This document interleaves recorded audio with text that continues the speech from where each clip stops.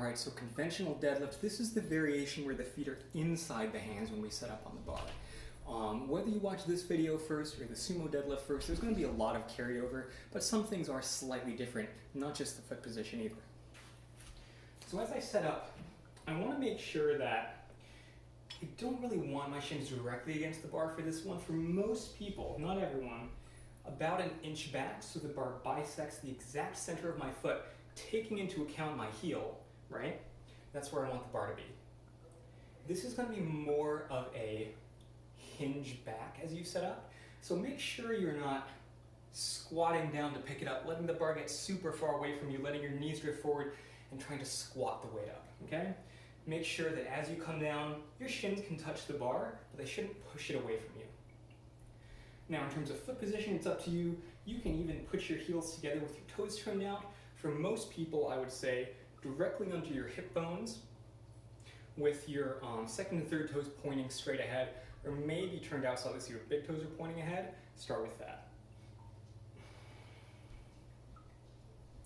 As I sit up, my arms are hanging directly beneath my shoulders. I'm not going to grip out artificially wide.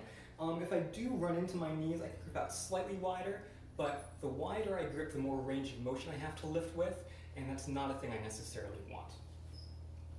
So as I set up, the hips are going back, and I lock in with my lats. Now, same as the sumo deadlift, I'm squeezing with my pinkies, bending the bar this way. Also the same as the sumo deadlift, I am thinking about corkscrewing my feet and pulling my hip sockets out. It won't happen quite as much with conventional, but there is still the danger in conventional of, even with a closer stance, the knees buckling in, and I do want to avoid that. So I set up here again, about an inch behind it, my copper. Hands, make sure they're in the same position every time. For most people, forefinger just on the first part of the knurling is a good idea, but again, the width can vary based on how wide your shoulders are.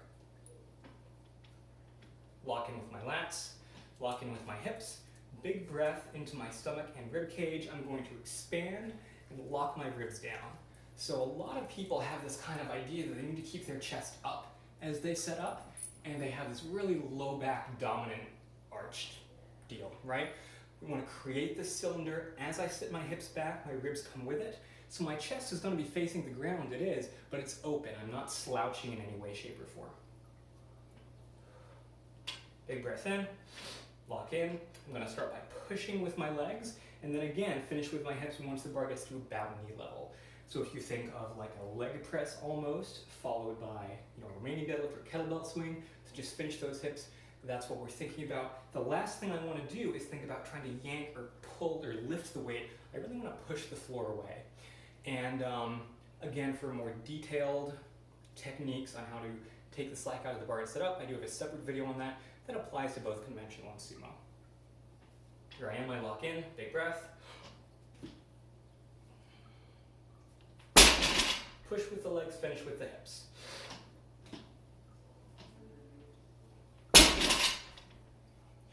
As with sumo, my neck stays neutral. I don't want to try to crank my neck and look up. You can kind of do that as an advanced technique. I wouldn't recommend it just to start out. I also wouldn't recommend looking down and letting your neck stay in the same position. Keep your neck neutral to wherever your setup is. Head and chest are kind of oriented toward the same spot on the floor. And as you finish the lift, they orient straight in front of you.